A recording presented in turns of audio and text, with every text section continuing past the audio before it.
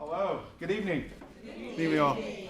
We'd like to welcome you all to Oppenheimer Fund for a phenomenal event as always. We have two of our, most esteemed guests. They're return guests to Oppenheimer Funds. They were here last year for what was billed as one of the most exciting events we've had here in a very long time, hosting Carla Harris with the group of BWOI. We love BWOI. They're a fantastic partner with Oppenheimer Funds. I must mention that last year we were more than honored to receive their inaugural Corporate Trailblazer Award for near-long, almost decade-long support and partnership with BWOI and OFI. As far as, Marsha and Rhonda need no introduction.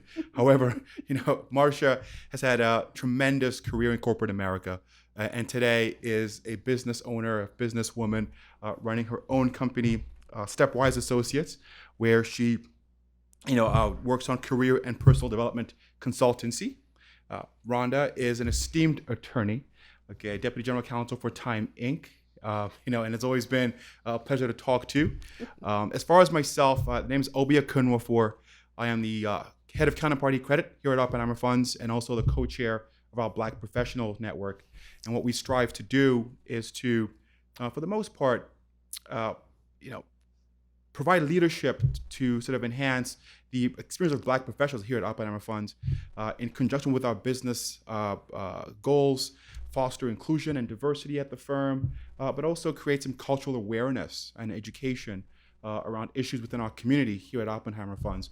So without much further ado, I will turn it over to Marsha and Rhonda. However, I will be remiss if I did not mention that I found out an interesting fact about an hour ago that our very own Rhonda Joy McLean got married. I did. Okay, at 64.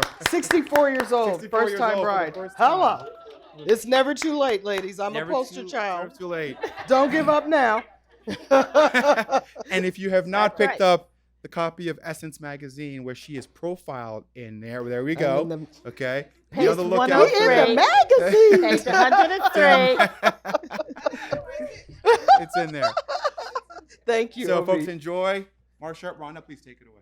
Thank you so much. Well, thank you so much for coming out. I mean, the weather is a bit chilly, but this is a good time to really, Rhonda and I just want to share some of the strategies that we've experiences and some of the experiences that we've shared throughout. Some of you have the Little Black Book of Success, our original book, which we actually wrote and launched, can you believe, in 2006? No, Right? 2010. 2010. 2010. Yeah, 2010. And we were asked so often if we were going to do a follow-up that it was a good opportunity for us to do a workbook to sort of take you through some of the steps so that you're doing, you're experiencing for yourself some of the things that we talk about in the book. We consider the Little Black Book, it's been dubbed a mentor in your pocket. And now the workbook is your personal call to action, where you can actually write some of the things that you've experienced based on some of the questions and quizzes that we put forth in the book. Rhonda and I go way back, and our other author, co-author, Elaine Merrill Brown, apologizes that she can't be here, but she has just started a new job in Atlanta. Yes. And so she was up here for a couple of days and had to go back yesterday and get back to work. So, Rhonda, why don't you talk a little bit about yourself besides being recently married? Tell a little bit about yourself. Whoop, whoop. Okay. Hi. I'm Rhonda Joy McLean Craig. But I do respond to all of the names I've had before. Miss Marsha actually is the reason that I even knew anything about this or had the opportunity to co-write with her and with Elaine. And this is a great way to start our conversation. I met Marsha in 2000, I think 2000. And I don't exactly remember. It may have been at an event something like this. And we liked each other right away. And she was working in the movie business, already a senior exec, EVP, one of the very few who looked like her, and already had a great reputation across the Time Warner company. So I had heard about her, but had not have had the privilege of meeting her. So I met her. I was the first Black woman attorney hired by Time Inc. in-house, which seems crazy. That was 1999. Anyway, and we kept saying, are you sure people didn't come through, like they do, and then leave? And nobody's ever heard of them, so they act like, there was no one there. But they kept saying, no, you're the one, whatever. So of course, what did I do? Head down, working like a dog. Didn't put my head up except to go home and then hurry up and get back. Working 10 hours because I wanted to establish, a work ethic and, all the things that we all do every day. I wanted to make it clear I deserve to be here and you should be glad that I'm here. But I wasn't really networking very much. So Marsha met me and just basically took me to crash a networking dinner with her in the spring of 2000. And that's where I met Elaine and a number of other friends. We're all still friends today. And we went from, I think, 6 to 8 over the years, but we had quarterly girls' night out dinners, really just to help each other through. Most of us were the only person that looked like us or may have been of our gender in a very senior position. I was in the law, she was in HR, Elaine was on the creative side at HBO, she launched Showtime, and it was a safe space. It was kind of like under the cone of silence. You could say anything. You could talk about your husband or your boyfriend or whatever it was, whatever you had, or what you didn't have but wanted to have. You could talk about your children. You could threaten to hurt them. You could threaten to send them to another country. No one would know you had said that. And I know you know what I mean. These jobs are stressful. And you need a place where you can speak freely. And you need a place where you can try some things out. So on these ladies, I actually negotiated the job that I left timing. I left I actually am a former deputy general counsel. I rewired 12/29/17. So I don't even know how to act. I've never not worked. I worked for 40 years. So, but I did practice. I grew up in the South in the Bible Belt. Children should be seen and not heard. Ladies are always lovely. If it's not good news, you ain't got no news. And money really wasn't ever discussed.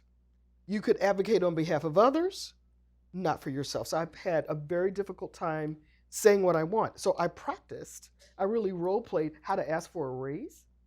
And I ended up writing a one-page proposal to the general counsel at the time because I was fine. I mean, I was moving right along, doing well, but I was bored and I was ready to do something else. So I sent him a one-pager. He called me in. He was like, "Are you unhappy? Are you thinking about leaving?" And blah, blah. I'm like, "No, I just want to do something else." And I want you to know that it took a while, but I eventually got the money that the ladies helped me learn how to talk about and got the job. So it helps to have a sisterhood of friends whom you trust, where you can state your goals, work on them in a safe space. Absolutely. And I've always been one to plan. Most people know me as being a planner. So when I started at New Line Cinema, I had a 10-year plan at the time to start my own business. And I had not been an entrepreneur, but I always thought, and I continue to think, that you can be both happy and successful by doing the things that you have that are strengths and incorporating those into your day-to-day. So one of the things I enjoy doing is talking. For those of you who know me, know that that's the truth. And I love listening and sharing advice. Just sort of engaging with people. So I was responsible for coaching the senior executives at New Line and other divisions of the company, but none of them looked like me. And I saw other people. When you work in human resources, you can't always tell people what you really think. You have to do it you have to be politically correct and you have to protect the company. So oftentimes I saw people making avoidable mistakes that I couldn't always share with them. So writing the little black book of success allowed me to sort of allowed us to talk about some of those avoidable mistakes. Some of them that we made, all of them that Yeah. we've made Mm. somewhere along the line. So each time we talked about some of those mistakes, they became one of the laws. Now we have 40 laws in this book. There are 40 laws of leadership. And we could probably add a few more now. Mm-hmm. But those 40 laws start out with the three of us writing and just writing what we knew. And we would sometimes write together, and oftentimes we'd write separately and then bring it all together and say, oh, yeah, oh, add this to that chapter. And yeah, we need to, don't forget this, to put this in. And it started to just come together. But one of the chapters that we all agreed on should be first is always consider yourself a VIP. Because what we found is that women, and especially women of color, don't always bring their value, don't even always appreciate the value that we bring to an organization. We oftentimes say, oh, you know what? Yeah, we take it for granted. We say, oh yeah, I just did it, instead of saying, I did it. You know, we sometimes don't give ourselves the credit, and then we get annoyed when other people don't give us the credit. So we wanted to start off with always consider yourself a VIP, because we want you to be able to, we want to remind you to stop and think about those things that you do well and consider those valuable, and look at your strengths, and also look at the things that you don't do well and decide whether you want to make them better, make them stronger, because we tend to say, you know, I don't do that well, I need to get better at it. Sometimes we just need to delegate it and give it up because we don't do it well. And so we talk about always consider yourself a VIP as first, and then our chapters move forward. When I talk about those 40 laws of leadership in the book, we heard from so many people that they wanted more, that it was very easy for us to say that the next thing we should do is a workbook where you can answer questions. Well, how would you handle this if it happened to you? Or when it happened to you, how did you handle it? If you had to do it over again, would you do it the same way? What is something that you'd like to share with other folks about yourself? And I insist, we insist, that the best person to tell your story is you. But you have to know how to do that. Thank you, Miss Marsha. There's so many things. I think in these tumultuous times, it just feels very chaotic. And often people are asking us to speak about, how do I stay on point? It's crazy out there. I'll just say stock market. I'm not going to say what did or didn't happen. But you just can say words and your stomach just flutter. I mean, it's just crazy. And it's not like we haven't had crazy times before. But there's something that feels particularly chaotic, I think, about this time. So often people are calling, say, I've had people just walk up to me in a session like this and say, can you mentor me? Can you? And I'm like, no. As a matter of fact, no, my dance card is full. But I'll talk to you about how you can position yourself to be mentorable, because I think mentoring is a relationship, and Marsha talks a lot about that. But here's what I want to say that we feel is important. It's in the book, it's in the workbook. We ask you questions about crazy colleagues. I know you've had some. Difficult bosses. I know you've had some. We know you've had some. How do you keep from being distracted when there's just so much out there? So first, we really believe you have to take time and take care of you. No one will take care of you if you will not. I don't know what your family situation is. I don't know if you have a family you're responsible for, whatever that may mean. You may be raising, your sister's children. You may be a grandmom. It doesn't matter to me. You are taking care of someone. I'm saying to you, You must take care of you. And I'm also saying it to me. I'm the one who cancels all my doctor's appointments, but make sure my husband goes to his. So number one, in order to be able to stay focused and set goals, have a 10-year plan, execute on it, you must be physically able to do it. You must be mentally, serene. I have moments of serenity. I wouldn't say I'm on target, but I really feel that women just in general, it doesn't matter what color you are, every place we go, and we met in Dallas with JP Morgan Chase. I remember I met with a room full of branch bank managers. They were amazing. They each handled hundreds of millions of dollars, and they managed lots of people. I am telling you that once we got that door closed and those shoes came off, one of them had not had a physical in 5 years. They did, because they were so busy. They had babies, they had this, they had this, they had this. And they also felt you're only as good as your last triumph. You're so busy trying to continually protect yourself at work that your reputation needs constant care and maintenance. I'm not saying that it doesn't, but so do you. So please put yourself back at the top of your dance card. I'm talking to me, Rhonda Joy too, because I just postponed something that I was supposed to do this week. So please put yourself back on. What is it that gives you clarity about yourself? It could be Zumba. It could be a spiritual moment. I read the Daily Word every day. I don't want to proselytize, but I really do think, particularly in these times where I feel like as soon as we walk out the door, it's like, oh my God, it's crazy out here. So you need a space inside yourself where it's not crazy and where you can take a minute, maybe early in the morning, late at night, organize yourself, organize your day, and then step out. So we have a number of chapters about how not to be distracted, how to take care of yourself. And in the workbook, which some of you have, we actually ask you questions like, as Ms. Marsha was saying, what do you do? And if you aren't doing anything or aren't doing enough, what can you begin to do? And some of you were on a teleseminar that I did recently through BWOI. And I talk about setting intentions for yourself.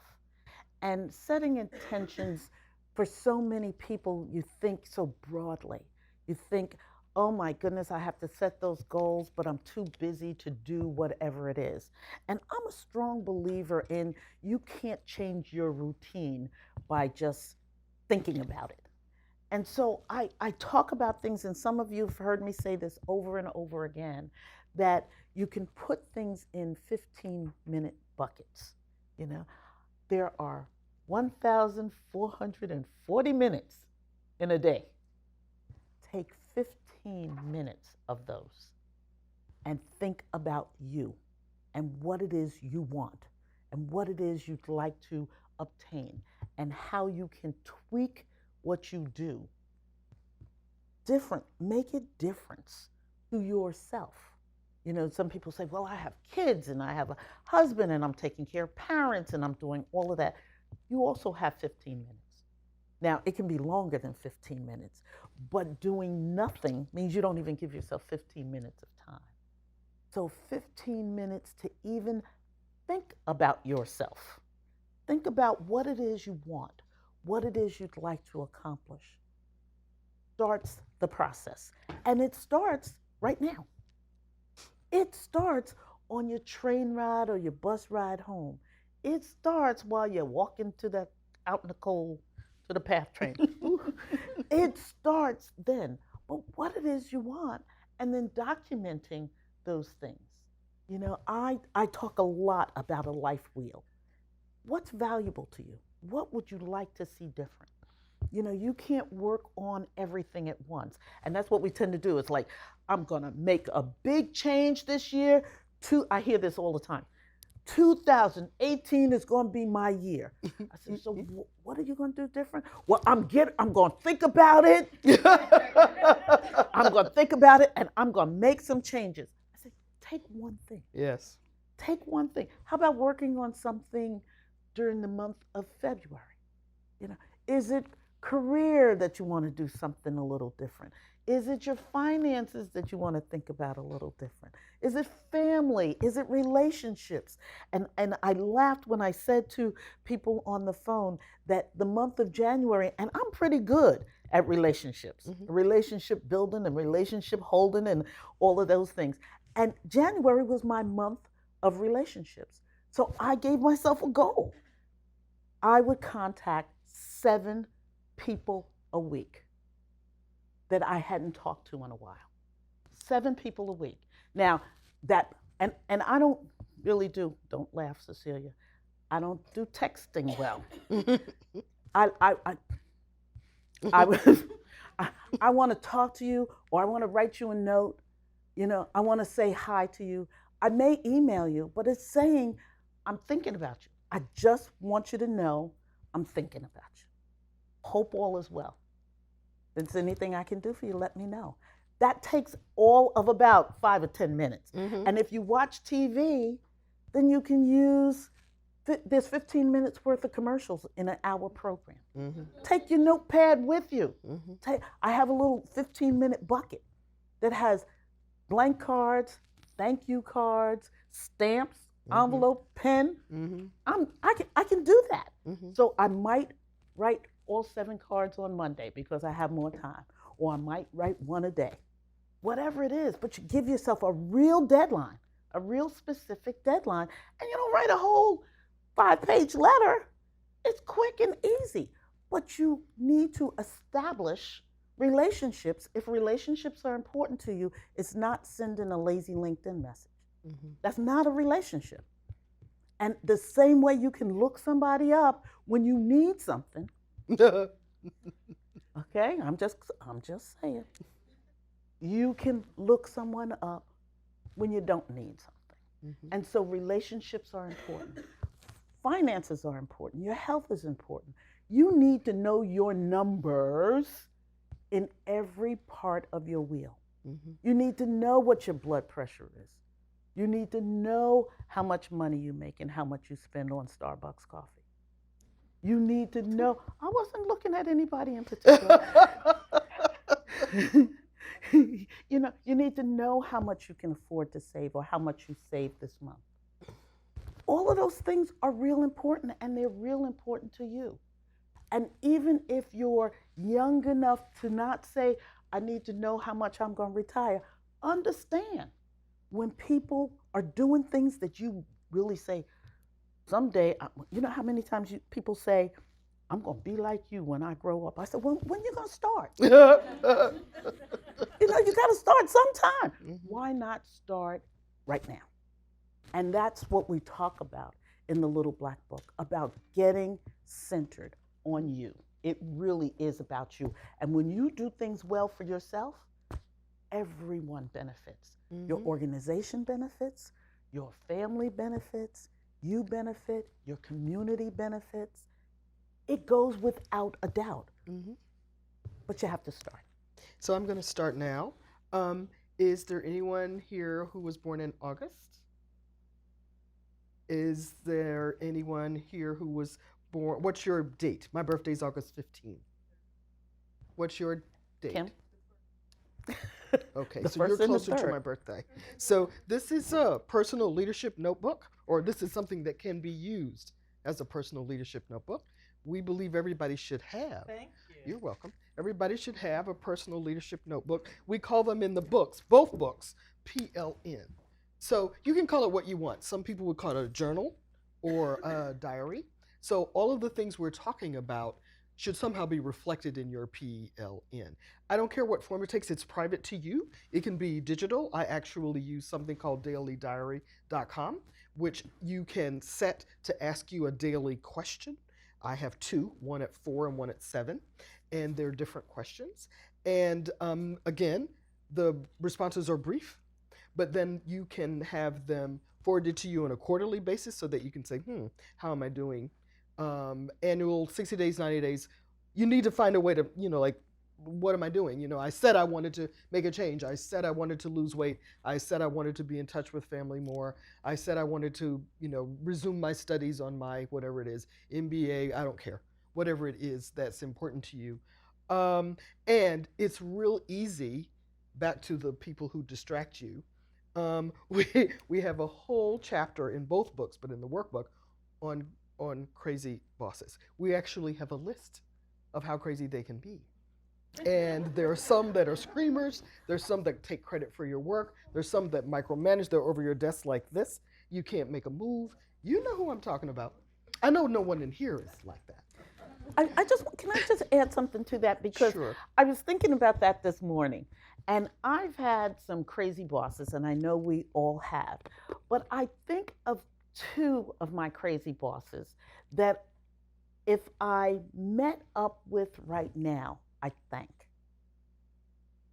Okay? Because crazy isn't always as crazy as you might think, or they may be crazy and you can still get a benefit from it.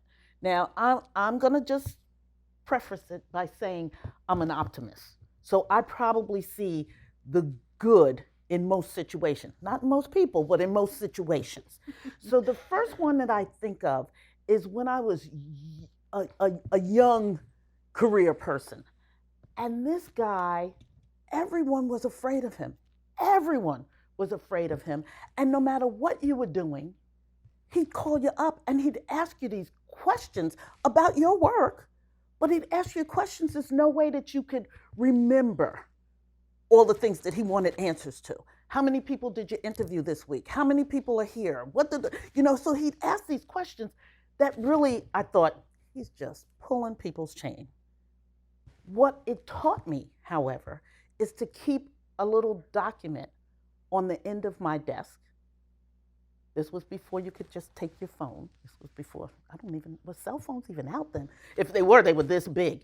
But he'd ask you these questions, so when he would call you to the office, I could just pick that that folder up at any time, and when he'd ask me a question, I had an answer.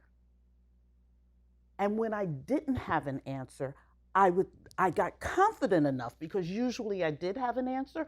I would say, that's a really good question. Let me find out and come back to you because, and I'd have something to follow up to make him think about something. Well, what that taught me was to always be prepared. Yes. And most people will tell you that becomes one of my strengths now. But that came because I had that crazy boss. And so take something and don't think that everyone wants to do you wrong because they're crazy, or because they treat you mean, or because they don't talk to you, or because they don't smile.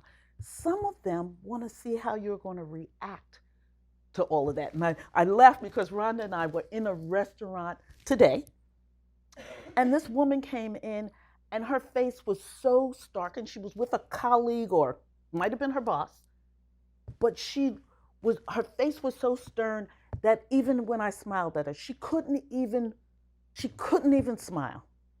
And all I came back up and I said to Rhonda, oh, poor thing. Mm-hmm. Mm-hmm. Girlfriend can't even be happy in any case. Mm-hmm. You don't want to be one of those people. Mm-hmm. So think about how you fix your face. Mm-hmm. What's your neutral face look like? Do you look like you're angry? Then don't get mad when people call you an angry black woman, because you look angry. Yeah. Yeah.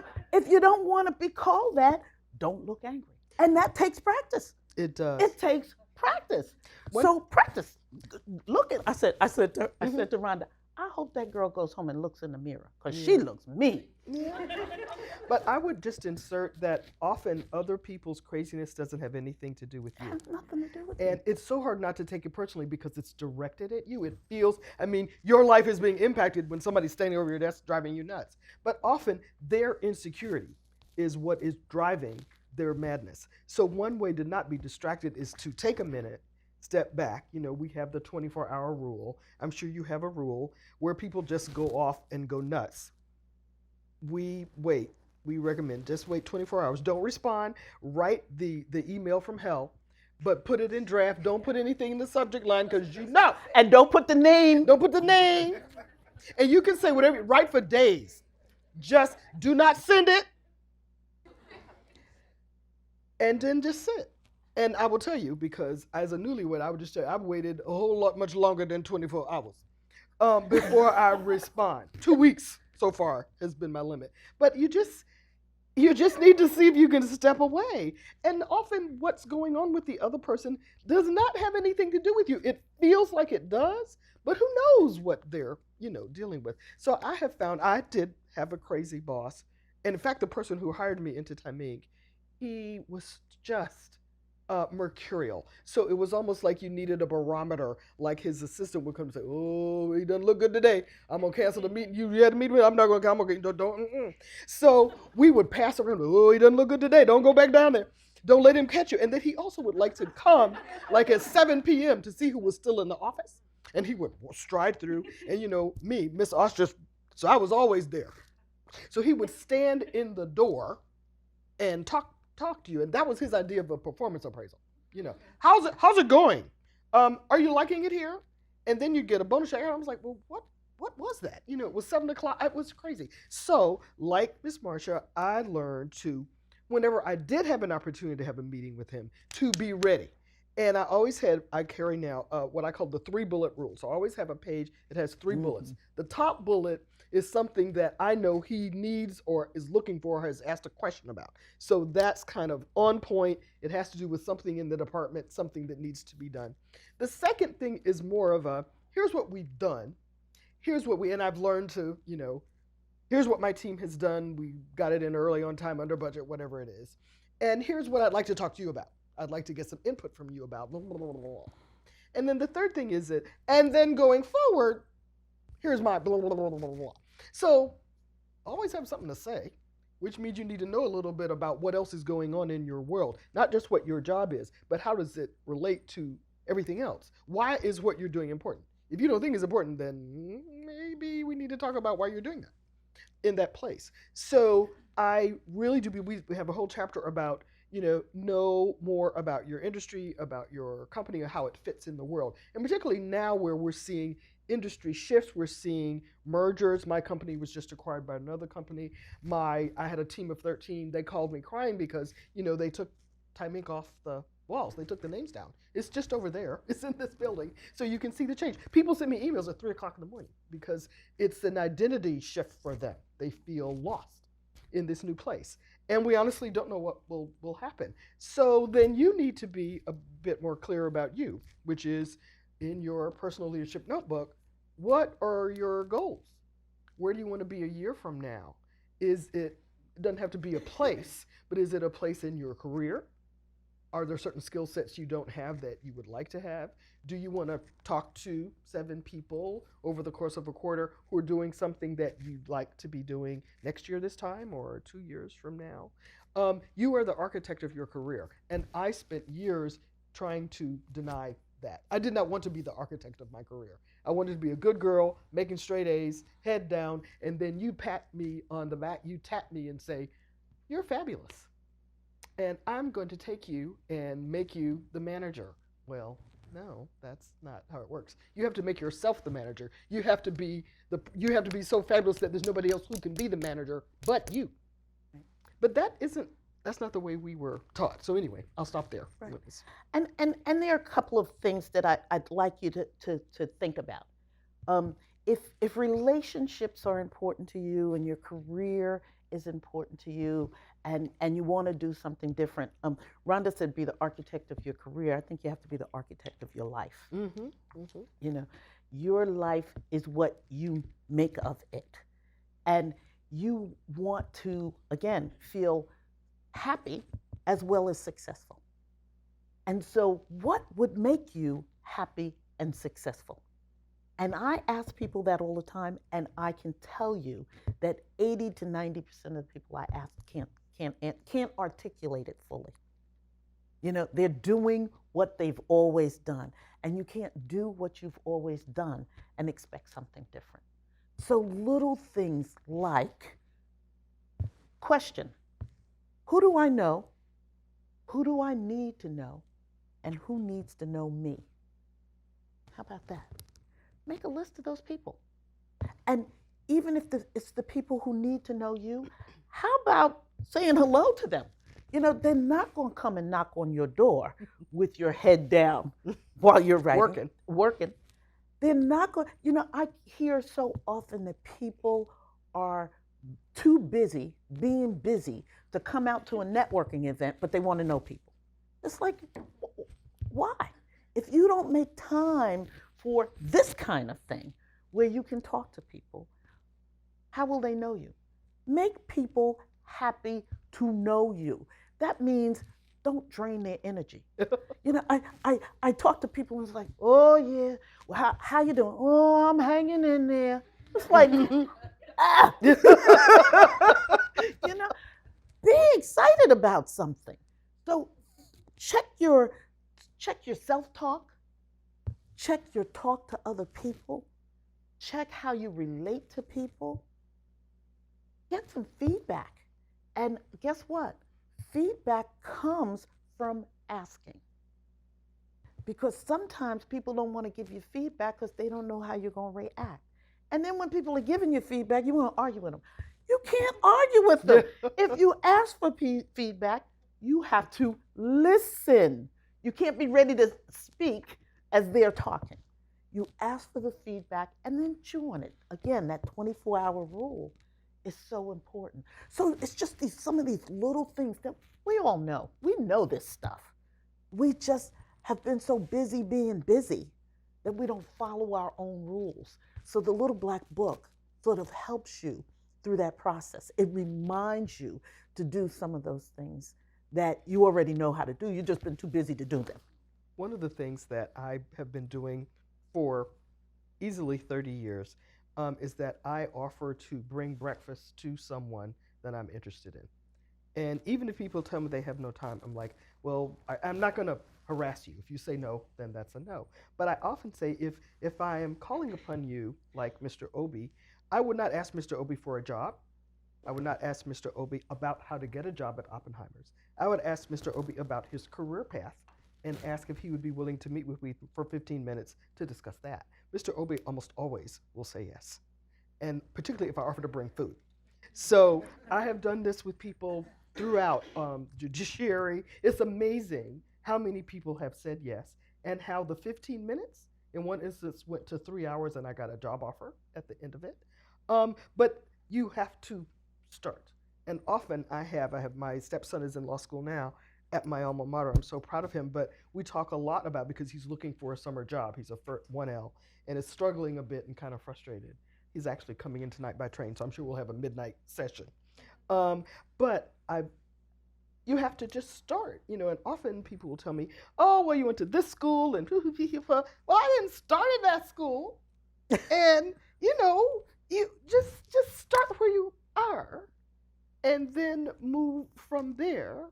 Be patient with yourself. Don't be looking at me and don't be looking at Ms. Marsha. I'm 65. She's 16. I don't know how she got to be 16.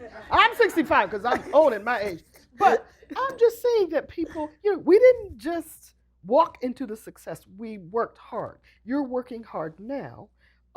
There will be, my grandmother used to call them little setbacks. But sometimes they feel bigger than, it doesn't feel like a little setback. It can be hard. I've been laid off, fired, hospitalized for depression. Somebody stole my boyfriend. I was in love with somebody who introduced me to his mama and his whole family. Ladies, you know what that means. We're getting married, right? Do you know that man didn't marry me? Do you know that man dumped me like a hot potato? And he got me to quit my job to go to law school. He convinced me, oh, we're going to have a law firm together. Oh, we're going to be...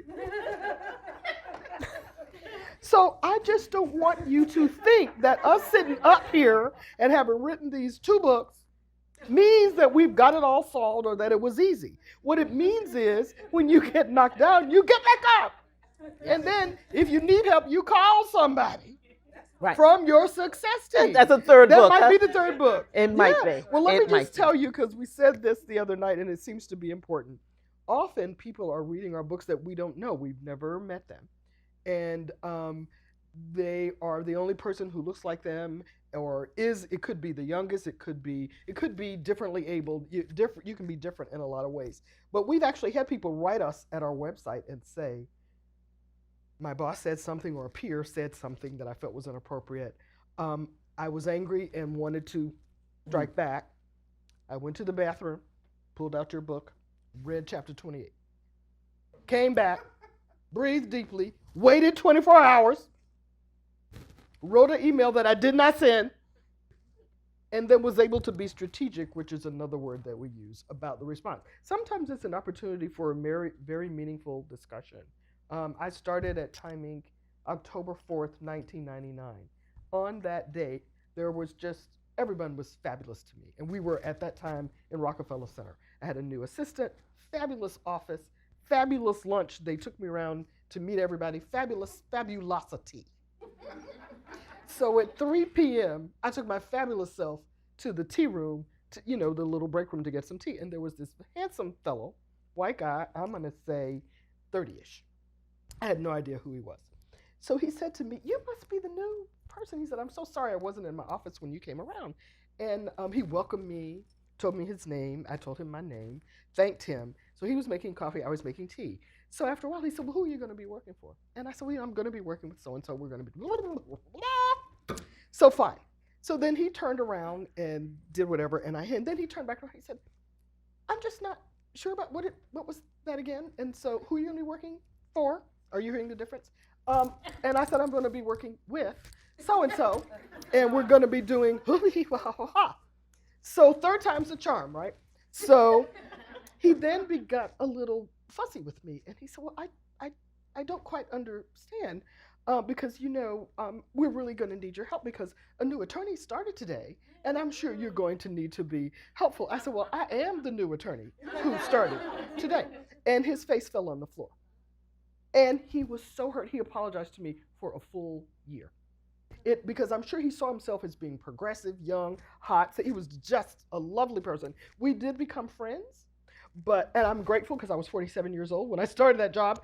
I don't know how I would have been at an earlier age, but that's what I mean. I'm just saying. But he had no clue. It never occurred to him that the attorney, because what I didn't know is that a new administrative assistant started the same day. She's still there. She's from Korea. Not that that matters, but he assumed that I was the administrative assistant, and he assumed that she was the attorney. So don't make assumptions. And then, again, his confusion could have ruined my day. That was my first day. So I decided to let that be an opportunity for learning. We became good friends, and we were able to work together. And I can tell you, I'm sure he saw the world a little differently after that experience. I want to stop for a minute and ask if you have questions. Is there something that you want us to discuss with you, or that you want to sort of bring out in the open that we should discuss? This is a safe space, right? Yes. Okay. Yes, ma'am. Micheline. One thing is that the information, I speak loudly anyway, the information in... Stand up and tell us who you are. Hi, I'm Micheline McCullough, and I'm a member of BWOI, and I'm Thank you. pleased to be here. The information in both the book and the workbook is timeless, especially when you start talking about somebody's mama, when you bring in the momisms, it's timeless. But our society, our country, things change. So I'm interested in now that you're at the, what you didn't call it retirement, what'd you say? Rewiring. You're rewiring. What do you see at the other end of the spectrum? If you had to do it all over again, besides the amount of busy it seems that everyone has increased, what would you recommend, and what trends do you see? Why don't you start? The trend that I have begun to see over the last 32 years as an attorney, and 10 years before that as a musician and educator and administrator, is that I think there are certain skill sets like decency and integrity and professionalism. They will never change. But I think there does need to be a kind of flexibility that we haven't really been taught. Because I came into timing to do a certain kind of job. It was pretty straightforward. But almost immediately, technology changed the way we did those jobs. And outsourcing meant that rather than working with people who were in one state or 15 states or the United States, it was customer service in India and so in the Philippines and la la la la la. And again, not being able to see the people that you were working with and supervising, which means a whole other kind of skill. How can you communicate effectively when you can't see the person? Maybe you have one trip to India for 2 weeks, and then you're managing 100 people in India. So I really think that the world has gotten both larger and smaller. With technology, it's smaller, but with cultural exchange, I don't think we've caught up. So I think that the technology is ahead of people intercultural management skills.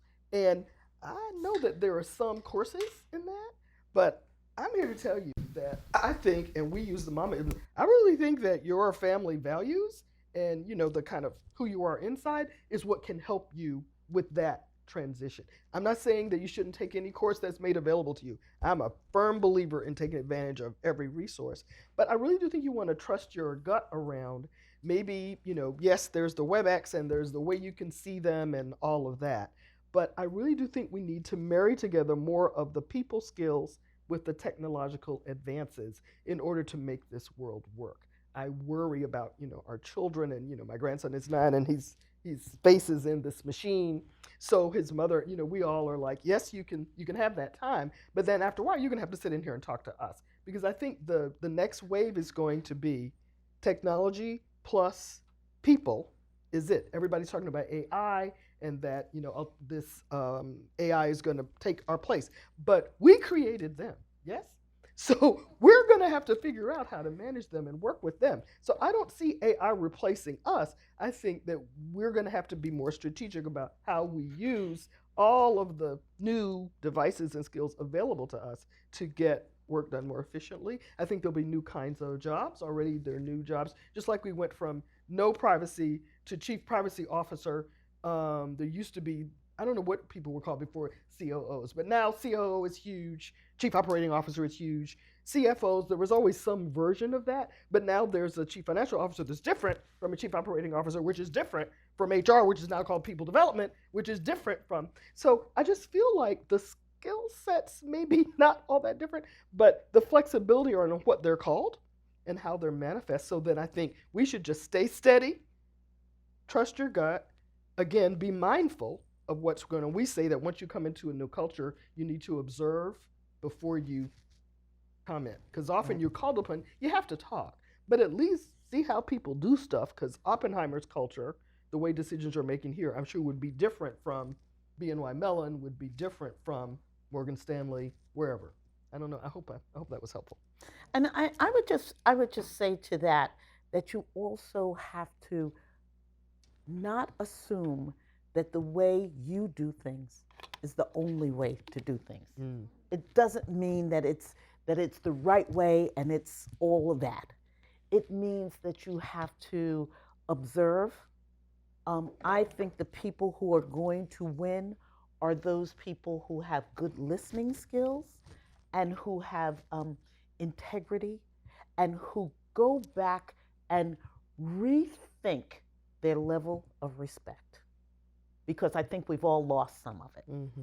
I think we've all lost some of it because we don't look people in the eye, because we think we can talk via text, that we think that we can put things out on social media that's inappropriate, that we do those things and they're all acceptable, so we think that that's okay, and it really isn't. And it's very interesting, another reason why we think the book is so timely is because we've put at the end of every chapter those mama-isms. And those mama-isms are things that our mothers and our grandmothers and our Sunday school teachers told us years and years and years ago. And we thought they were just phrases that they use. But if you go back and look at them, they mean something now more than ever. So the book is timely in that regard, but we need to be reminded of those things as well. And we need to remind other people of those, because everybody's not reading our book. I don't know why, but they're not all reading it. But I think they also, where we could sit around the table and certain things weren't allowed around the dining room table, there's no dining room table anymore. Mm-hmm. That's missing. So how are we going to teach? We need to remind each other and be open to hearing one another on some of those things that that we were taught, because we really were taught these things. We just think they're not important anymore, and they are. I agree. Other question? Oh, I'm sorry. And one thing I would just add, and feel free to stand or share, because there's mics if you want to give a question. Sebastian's here, Or a comment. and Cheryl is here. I did not share, or I don't know if I did, that I integrated the high school in my town in North Carolina when I was 13. In 1965, with 2 other girls, with a sheriff with a gun. If you saw Eyes on the Prize, if you know anything about that, it was that. It was not pleasant. But one of the things we learned, and we made it through the 4 years and graduated, and all have gone on to stellar careers, very different. We're very different people. But one of the things I think still stands, there are 2 things. One is, there's sometimes when you just have to stand, and you've had to do this, you just have to stand on your own decision using the best information you have at the time. You have to give an opinion, and you may have to make a very important decision. You've had to do it. We've all had to do it. It's difficult. My stomach hurts, but you do it. Then there are times when you realize that there are other people who have skills that you don't have. So then why not collaborate? So Patricia and Jacqueline, who were the other 2 girls, we knew each other, we weren't close. And the decision to go to this school was made privately in each other's homes. So I didn't know until I got there that there would be anyone else there. So some students were friendly. For the most part, it was a hostile situation. And the principal didn't want us there at all, and made that quite clear. So we were separated. We were put into different homerooms, so we didn't see each other during the day at all. Occasionally, we might be in a class together. So what we learned to do is, when you were on your own, you held your own as best you could. There was some, hostile activity. But then at night, we would go to each other's houses and study. So what we decided, that our best weapon was academic prowess. We couldn't beat anybody up. We didn't want to beat anybody up. We weren't there to try to go home with anybody. We had homes. We had churches. We had Girl Scouts. What we were trying to do was get the best education possible to move forward. I mean, why not? So we learned to then collaborate with each other. Each of us was pretty much a loner, so I had to just accept that Jackie was better at math than I was, and Pat was better at science. And Pat went on to become a scientist, and Jackie went on to head a finance unit at Duke Power for 30 years. So I was pretty good with words and writing, history, psychology, that stuff. So when you put that all together, that's some solid stuff. So sometimes you work better together. And in the new work settings, one good way to build a team, and we got a lot of questions the other night about team building and working with people who don't know how to be on a team or don't want you to be the team leader or whatever. But if you can find a way to identify, you have a skill that maybe I'm soft in, you're better at this, you're better at that. If we can find that, that's a great way to build bridges across multicultural differences, gender, age differences. It's a great way to move forward. And I feel like in the world we're in now, it's all about building teams across many different lines of difference and finding ways to move forward. Great. Questions? Comments? What, first you're going to stand up and tell us you are. Please stand, please stand, please stand, please stand. Oh, no problem. Good evening, everyone. My name is Tendai Watkins. I'm glad to be here, BWOI member. And my question is, I have my book. I have my workbook. Are they meant to be used together or separately? I couldn't make that distinction. Could you help us, sister out? Thank you for the question. You do not need both books to be able to work. This is book 1. Book 1 is the hardcover book, and as I said, it came out in 2010, and it's really to sort of help you think about some of the things that people may have, you and others may have gone through. Look at those chapter titles, and those same titles will be in the workbook. However, the workbook says to you, okay, now that you know some of the situations, document how you've experienced them, or if you've experienced them, or if you did experience them, how would you handle that situation? So you can work with them together or you can work with them separately. They are individual books. The workbook is just a companion to the original book so that you can document your personal experience. Some book clubs have taken this book and made it like a book of the month club, but they meet monthly. And they were asking us, which is how the workbook came to be. They said, well, you're telling us about networking. Some of us are shy. We don't like networking. How do we do it? So in the workbook, which is the larger softcover book, we actually will give you some steps you can take. And there's some things you can do as an individual. There's some things you can do, like if you're mid-level, maybe you're entry-level, maybe you're mid-level, maybe you're an entrepreneur, you're moving out of this type of work and you're ready to launch a career like Miss Marsha did and like I'm about to do. So it gives you some things to do. You actually have assignments and you can do it together with a group. You can do it on your own. One thing I would suggest too that we did with the Dallas branch managers that I mentioned who were just so hard on themselves. They had not met each other, although they were within, a 50-mile radius. They all were too busy to do what we're doing. And I said, well, why can't you meet online? Why can't you have an online network? Never had occurred to them. Never had occurred to them. And they're like, but you do the same thing. You have the same issues, and you're complaining about the same stuff. And you have the same kind of difficult employees and crazy bosses. And we do that as a group, yes. Where the three of us, meet, and sometimes we're having workshops or webinars and things of that nature where we go through that as well. Mm-hmm. And we have been to how many states? 18. 18 states where we with have more done. To come. I'm about to go to Minnesota. That'll be 19. I'm excited. So we are doing those things. It's actually 20 because I then went to Ohio. Yes. I had not been. And one of the things that we got this call early on from the coalition of 100 Black women in Omaha.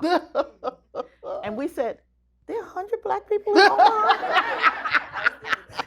But we got there, and not only was there an auditorium full of people, but someone came and gave us the key to the mayor. city. The mayor came of Omaha. to give the key to the city. We were like, fabulous. Really? It was fabulous. So you just don't know. You have to just go. I believe in going and seeing. Yeah, so we go and see. But to your question, you can use it any way that works for you. Often people, because we wrote the book thinking we were writing it for people who were in college or entry-level people about to get their first full-time job. So you can read it in a snap. The chapters are very short. And then often people read it once and then read it again and then mark it up with highlighting and then the mama-isms, and then you figure out what resonates for you. Then as you get to the workbook, that's a little longer strategic time because you want to write out things. We encourage you to consult other people. We talk about self-audits. We talk about asking people to answer questions about you so that as you prepare to continue your career trajectory out, you want to do some homework. But the thing I like about it is we use our own stuff. So we wrote the book, but we use the book too. So I actually read it before we do sessions like this. We actually prepared earlier today, and we talk by phone very, very regularly all the time. Because, thank you, we do think that the principles are evergreen, but the way they manifest changes. At different times in your life, they may feel very different. Mm-hmm. But if you can document how you handled those things at different parts of your life, you can see that you've grown, that you've changed. So we ask you to document for that reason. Mm-hmm. Other questions, comments? Hello, I have one. My name is Kim Bourne, BWOI member. And to answer your point about why everyone's not reading the book, I think the call to action is for everyone to get at least 50 and send them out as a gift. That's what I did. I know that's what you did. That's what I did. Thank you, Kim. Thank you, and Kim. I think that I think it's a different level of ownership when you kind of be an ambassador for a book.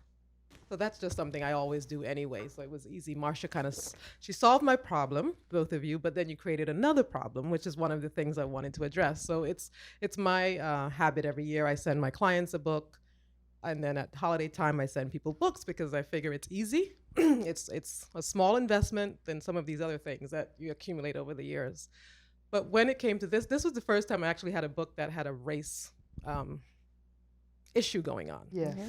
And so for my white friends, I said, now, if I send them this book, how are they going to react to it? So before I sent the book, I had a dinner with two of my white female friends.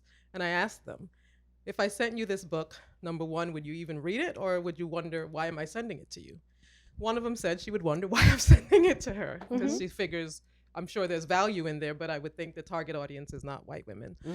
So I'm just curious if you might share some points about why this is necessary, and also how to talk about race in more constructive ways, because I think that's a big disconnect, and certainly in the workplace. I don't think people have really effectively learned how to address the things that make our life experience as Black women different. Okay. Everybody's afraid. Yeah, Everybody's afraid. that's such a good question, It's Kim. wonderful. Thank you. Well, first of all, understand why we wrote the book to say for Black women. When we started doing research to write this book, okay, remember this book came out in 2010. So in 2008 to 2010, when we were doing research to write the book, there were no books, none, 0 books that talked about Black women and leadership. It was like it was 2 separate things. So we wanted to talk about it to make sure, not so that only Black women would know that they were included, but to make sure that they knew that we were talking to them as well as other folks. Now, we've been asked oftentimes from white women and men as well, why for Black women? And what we have said is because we are answering some of the questions that you really want to know, but you don't know how to ask. So use this book as a guideline to help you start a conversation, one, so that you can ask those questions, blame it on us, but also because if you have people in your circle, in your tribe, in your department, in your company, there's certain things that you may want to have an understanding about that you only think you have an understanding about now. Because there are some things that we think differently. And I have to tell you that oftentimes we think, what we have found is that every race thinks that only their mamas said these mama-isms. They all said it. They all, every race and every culture has said the same thing. We have found that, you think your mother said that too? Wow, we used to hear that all the time. The words might be a little bit different, but they really are the same. So what it does is, you know, I have a saying that with exposure comes tolerance. Yes. So this is to expose people so that they can be tolerant. And a number of my white male colleagues, because when I joined the department, it was mostly older white men who were quite lovely, but they didn't know what to do with me at all. And and I've always been kind of like this. So they were like, oh, and she talks too. Oh my God. But I found that one-on-ones, I took them to lunch and we got to know each other. Almost always there's a bridge. It's children, it's sports, it's music, it's culture, it's art, it's opera, it's travel, it's cooking. I like all that, by the way. But I found it so funny that when the book came out, a number of older men said, well, can I read it? I'm like, can you read it? It's available at Mars. No, just get it. You can read it. But what they just weren't quite sure what to do. And then the man said, but once he read it, he was like, oh, I love this book. And then he called me. Can I give it to my wife? sons? Yeah. Can I give it to my son, to your wife? Like, yeah. Excuse me? Yeah. But it's just, oh my goodness. And particularly now there's, you know, all these touch points around race. But we feel that the book is bringing us to the leadership table where the other people already are. So it's just adding more richness to the leadership discussion. So we love the question. In fact, we were hoping if you weren't going to ask it, we were going to ask each other so that we could get to say that now there are many, many books like this, but you know, 10, 12 years ago, they weren't there. But there still isn't a book exactly like this one. And people tell us that it is something that is practical, It's useful. You can open it up anywhere. You can read it from front to back or back to front. You can open it in the middle. It's not like you have to have a, yeah.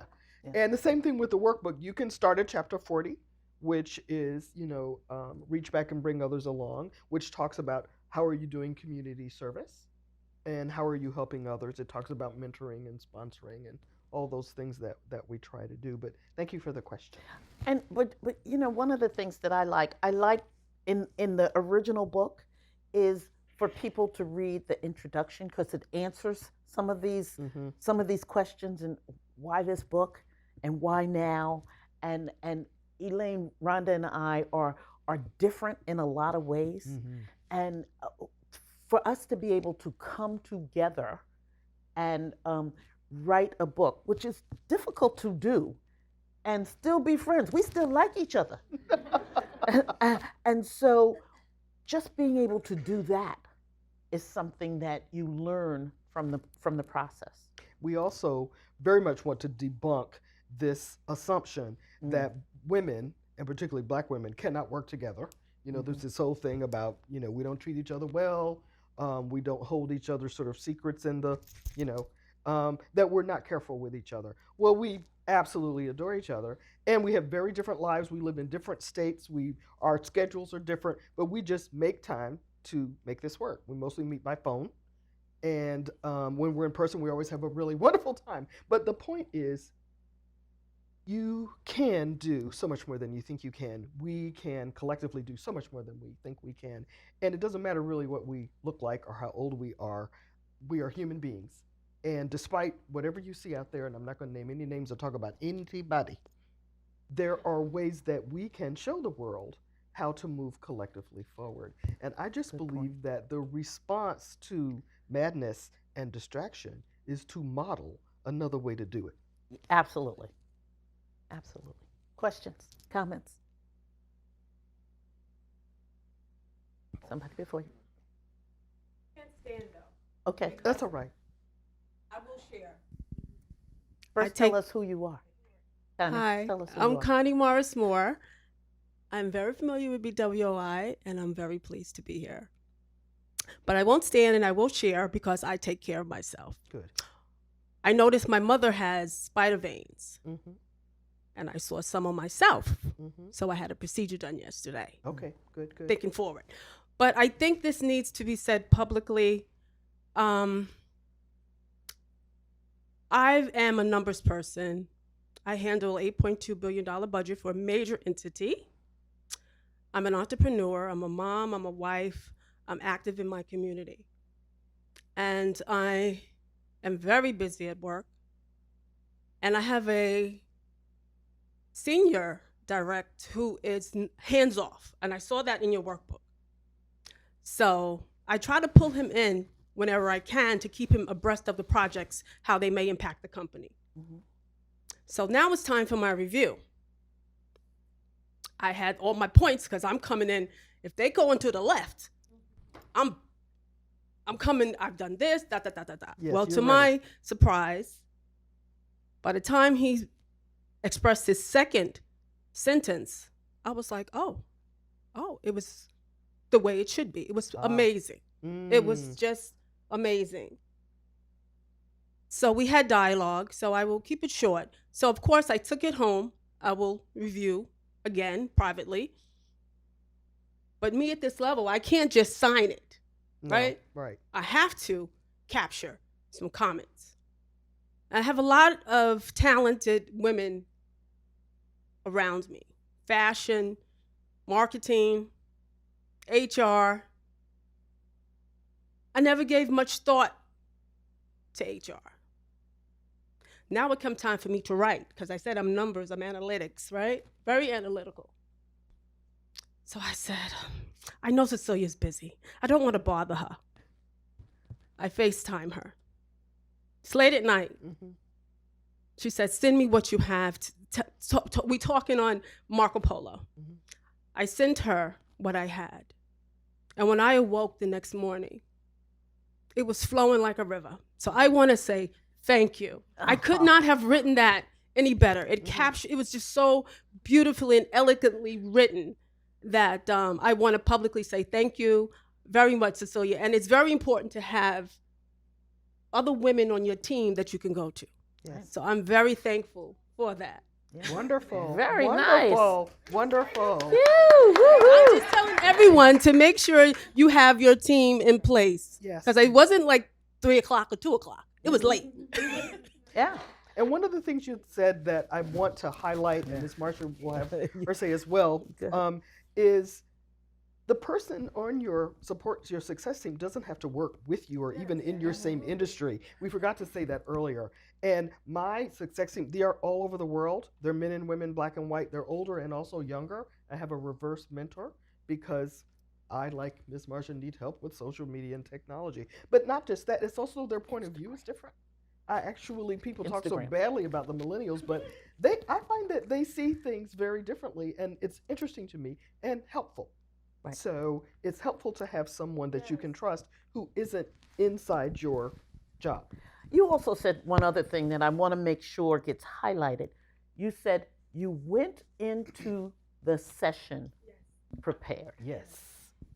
Don't assume, you can't go in and ask people, well, how did I do? Ooh. You have to go in saying, these are the things that I've done, and what else can I do to help you or to make it better? Or this?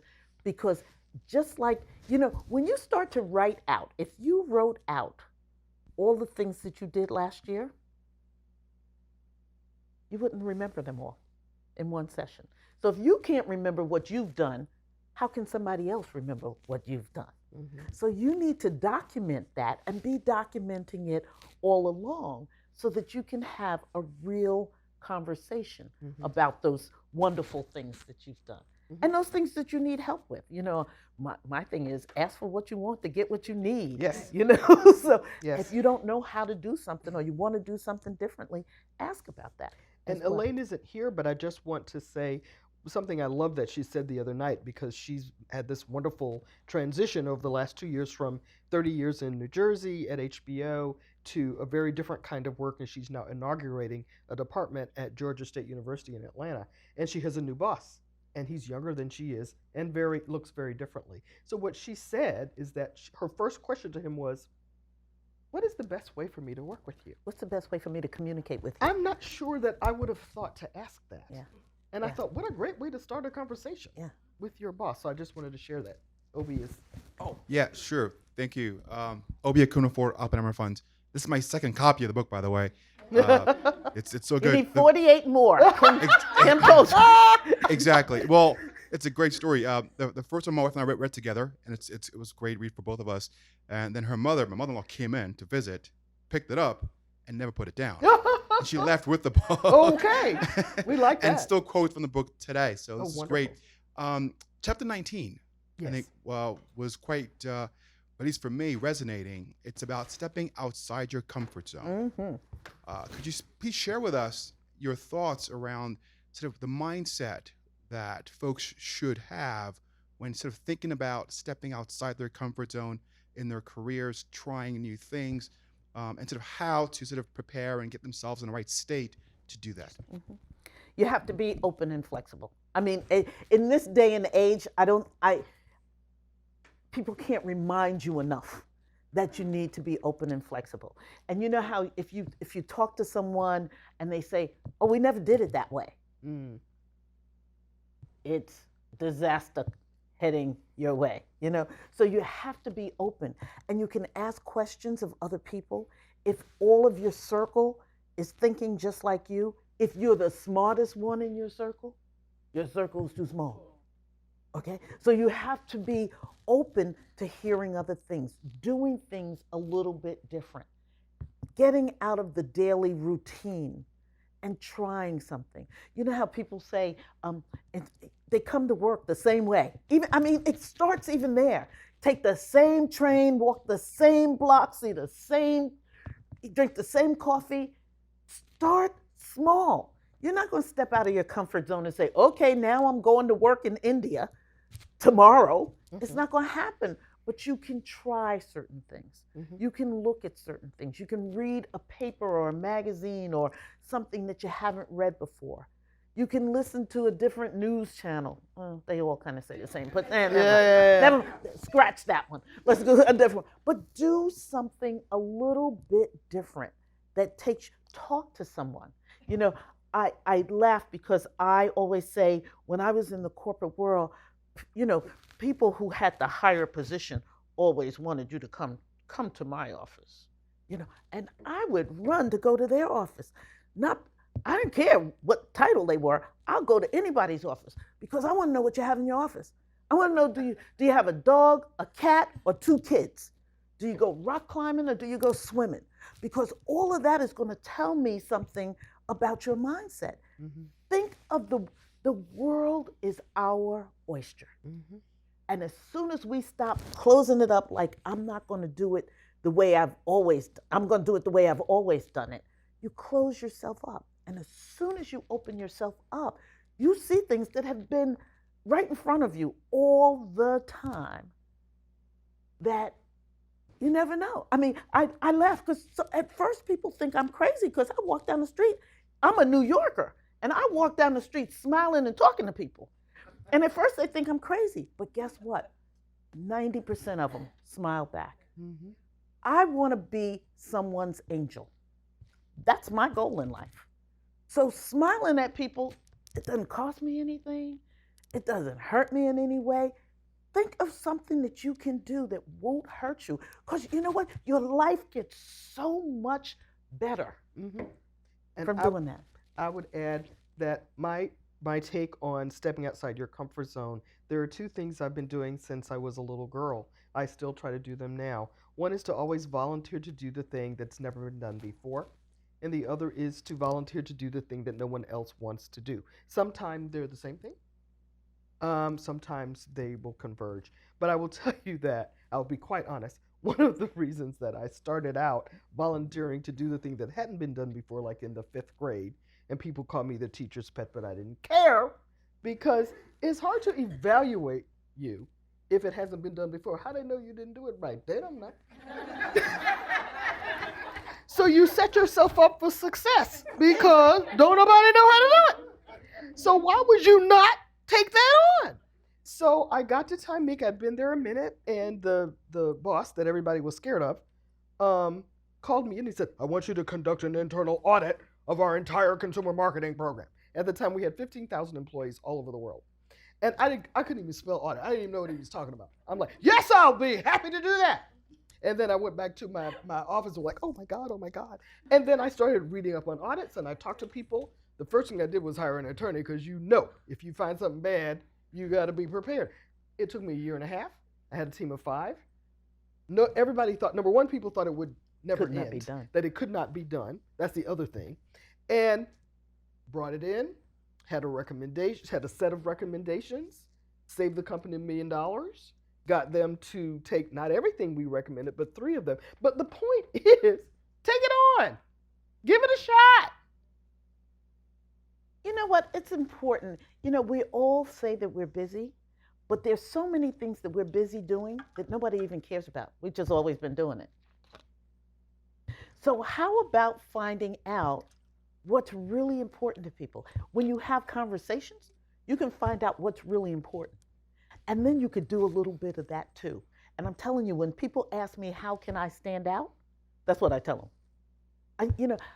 If you've been at your company for any length of time, I say, when's the last time you looked at your company website? When's the last time you read the mission statement? When's the last time you talked to the people who are just coming in? Because they've been doing some research, and why did you want to work at Oppenheimer? You need to know that, because I've been working here 10 years. And I think it's a great place, but there's some things going on that new people know or think or hear that you don't have a clue about. You don't have a clue about. So coming outside your comfort zone is talking to people who you wouldn't normally talk to. The new kid, the intern, the person that's been here a week, the person that's 25 years younger than you. Do something different. Step outside your comfort zone. And I'm telling you, there's a whole nother world out there. that you have forgotten about because why? Because you're busy being busy. Does that answer your question, Obi? This lovely lady has No. a question. Oh, I'm sorry. Who had a question? Deb. I have a question. Good night. My name is Grace White. Yes. I'm a new BWOI member. Can you speak to the challenges of working with family members or a significant other? Because I'm finding that No, that has a no. different set of challenges Hide under the than bed. working at Time Inc. even. You mean you work with your husband? Yeah. Yeah. Oh, okay.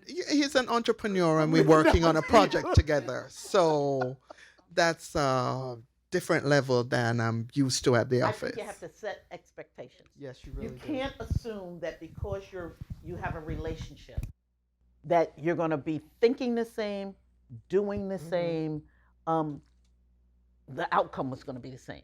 So you set expectations, and then you might have discussions about it, but I have not found that to work well when you just assume everything is going to be the way you want it to be, because people are different. It's like having a colleague that does things differently from the way you do it. So setting expectations and having real conversations about setting expectations is important. And my approach is that business is business. So, I love you, I really do, with all my heart and soul. And when we're home and I'm making my collard greens and my cornbread and you're making whatever you make in your pot, then that's one kind of relationship. But when we're at the office, and even if the office is in our home in the basement, we step into a different zone. So I think the commitment has to be that in order for the business to be successful and for us to save our relationship, there really needs to be some clear boundaries. There's some professionalism, and when Ms. Marsha says setting expectations for me, that means what are the goals of the business? How are we going to grow it? What is the documentation? We both know many people who have started and failed in their businesses. Not that that's a bad thing, but because they didn't think it out, they tried to do everything, which meant nothing was being done. Yeah. And I have a lot of friends who were, solo. They left big careers in places like this, and then they opened up law firms, but they weren't ready. And, you can't, if you got to, make the rain, get the client, look fabulous, go here, speak there, pay the bills, do the taxes, do the filings, do all the documents, you will go out of your mind. So I think in the same thing of where I've seen some family businesses, not so much that the businesses fail, but that the relationships are very stressed. Yeah. Because often if there are children involved, or if not, like I met where the wife is being given kind of the, is this being taped? I'm just going to say it, doing the shit work. And then the other person is getting the pretty work. So you need to sit down and map it out. Even if it's just a 3-month plan, that here's what we're going to do. And then you can renew it and then build on it. But please treat business as business. And and good friends, and you've heard many friends that fall out after. And it's very interesting because Rhonda, Elaine, and I, when we started to do this, one of the things that we did, even though Rhonda's a lawyer, is we hired a lawyer and we set it all out, and we had it put in our operating plan that we just gone back and said, let's look at that plan. What does that plan say again? But we have very specific things. We might all talk together, we do things together, we wrote the book together, but we also have a company together. And that goes through who takes care of the finances? How do we get back the stuff? Who writes the feedback? Who handles the website? Who does, all of those things we've talked about. Now we might say, you know what, I'm supposed to do the website, but I just can't, and we need to update it. Can you take care of it? But we already know who's responsible for it, and then you can ask somebody else to do it. But if you have not had any conversation about that, everybody's thinking the other person is doing it. And they say, if I say I'm busy, you say, well, so am I, right? So otherwise, so you set those expectations early on, and it makes for a much healthier relationship going forward. And this beautiful lady had her hand up too, so I apologize. Thank you. Good evening, ladies and gentlemen. My name is Deborah Britton Riley. I was referred to Black Women of Influence by Marsha Haygood. We went to junior high school together. Wonderful. Welcome. I have a twofold issue. The first issue is I'm retired and I'm in the process of developing a business based on my last 10 years of working in a university. My second issue based on that is that I'm not sure how to incorporate a not-for-profit focus with a corporate focus. I understand most of you women are working within a corporate entity. I haven't had that experience. I've always worked in a not-for-profit organization or in a university. So my experience is very different. I'd like to take the book just based on the fact that I've looked through pieces of it and incorporate that into the life of someone who's retired, who's starting a business, who's developing some of the previous work that I did, and I'm just not sure exactly how to do that. I'm sure I'll find the answers once I start reading the book, but there is a different focus when you talk about a not-for-profit and you talk about corporate entities, and I'd really like to see where there is this bridge and I can meld. And you've done both. I've done both. I started out in education, and I will just tell you that when we first started talking about the book, I would say I was in absentia appointed to be the chief executive of my family's first formal family reunion. And I'm here to tell you, I use the principles of this book. So the principle, because I got some tough folks in my family, they're not playing. We had workshops with PowerPoint presentations. That's a family reunion. My own mother stopped speaking to me because I proposed having a workshop. I'm like, you all have sacrificed so that we could go to these schools. You don't even know what our jobs are. We should share this. So the point of it is that the principles can be used in any setting. So we did our best, although some of the examples will feel corporate. I do think that without really changing the language even, as you, particularly through the workbook, those bosses and the difficult people could be anywhere. Could be family. They could be young, because, yes. And then the goal setting, networking, coaching, strategic planning. We talk somewhere in there about health things and about financial planning, about preparing for rewiring, which what we're all doing. Ms. Marsha's already done it. Elaine's in transition. I've been out a month and a half. So I just got my business cards. I'm quite proud of them. But the point is that right now we're all changing all the time. Change is becoming the only constant. So I think that you will pretty easily be able to use some of both books, both this, which is really sort of like a mini course in leadership with some cultural code and examples, and Mama-isms. And then the workbook is, okay, here's how you can set down your plan. So I like the idea that you're going to combine academia and not-for-profit, which is kind of the same thing, but there are differences culturally. And I've worked in all of that, taught all that. I've been working since I was 2. I've done everything you can do. I answered phones in a funeral home, please. That was 50 cents an hour. 50 cents. I was 9 years old. I'm just saying, I'm a working child. So one of the reasons why we feel so confident in what is in here, because we all have worked forever. And we also made a lot of mistakes along the way. So we tried to help you identify landmines before you step on them and maybe find a way to work. And I say 2 things. Don't let the fact that you think you don't know it all or that you might make a mistake hold you back from starting. Right. Just start. Right. And one of the first things that I found that was so helpful to me was that I went to a program where I wanted to go to this program to kind of hear about entrepreneurs and what entrepreneurs do and make sure I had it all together. And the woman, in order to allow me to come to her program, told me I had to write a business plan. And in my mind, writing a business plan was only if I was going to be looking for funding. And I wasn't looking for funding. And she said, oh no. She said, I want to see how you answer these questions. So writing that business plan, some of the questions that they ask kind of throw you. But when you start doing that research around it, doesn't have to be perfect. You just need to think about it. It puts you in a state of mind that is helpful to you if you want to start a business. And our books, the questions aren't exactly business plan ready, but it's almost what you do before you write the business That's plan. right. So it'll help you think through kind of what your goals are, what your missions are, what services do you want to offer, where are your strengths. We have some.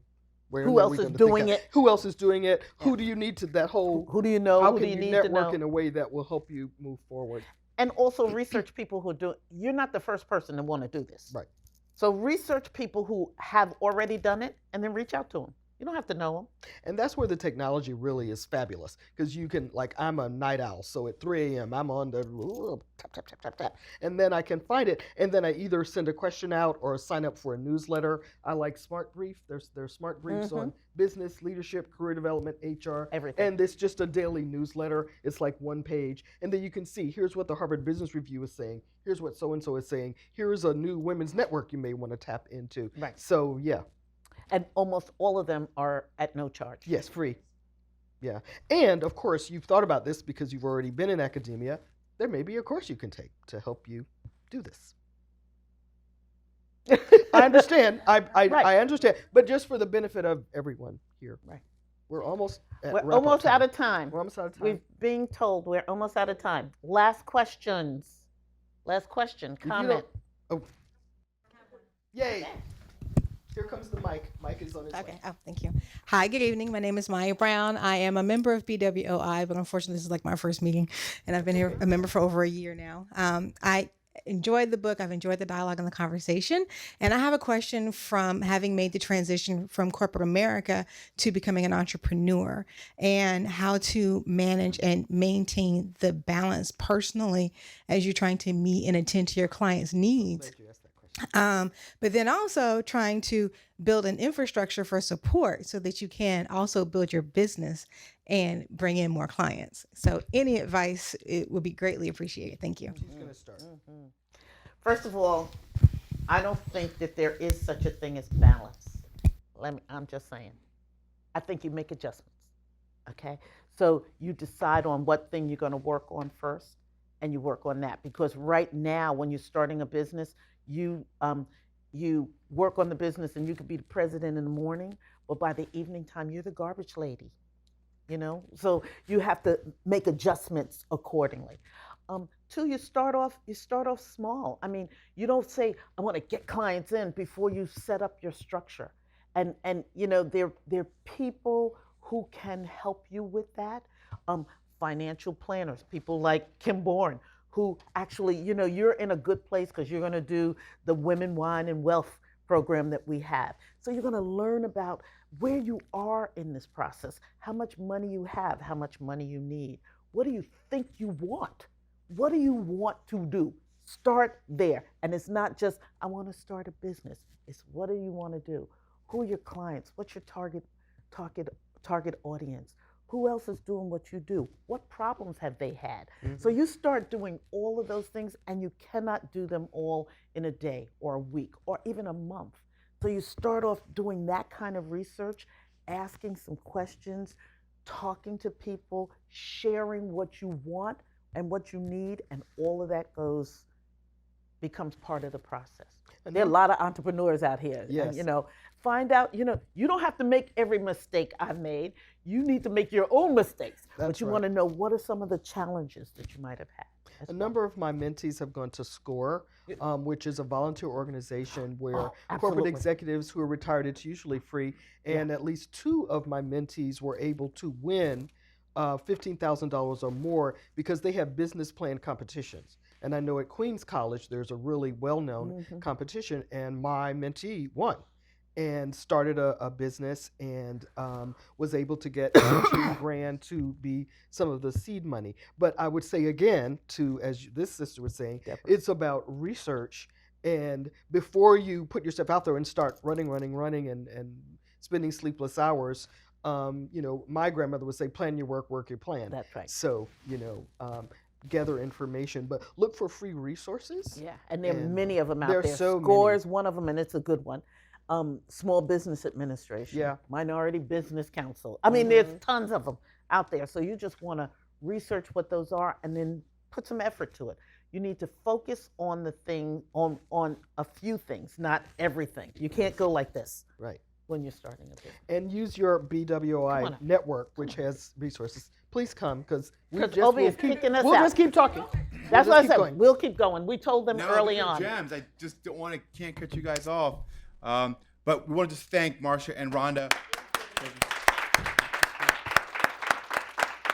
I mean, just words of comments, thank you. dialogue, discussion. It's Thank you. fantastic. I mean, the book is great. Like I said, I'm on my second book. It's phenomenal. Again, welcome in the back. The refreshments. Feel free to network for it's half an hour or so. Again, thanks, Marsha, Thank you. Rhonda, Thank you, and everyone Obi. over coming down to Well, OFI and today to be with us on we'll this be evening. here. Thank you very much. Thank you, Obi, and thank you, Oppenheimer, and thank you, Miss Sheila.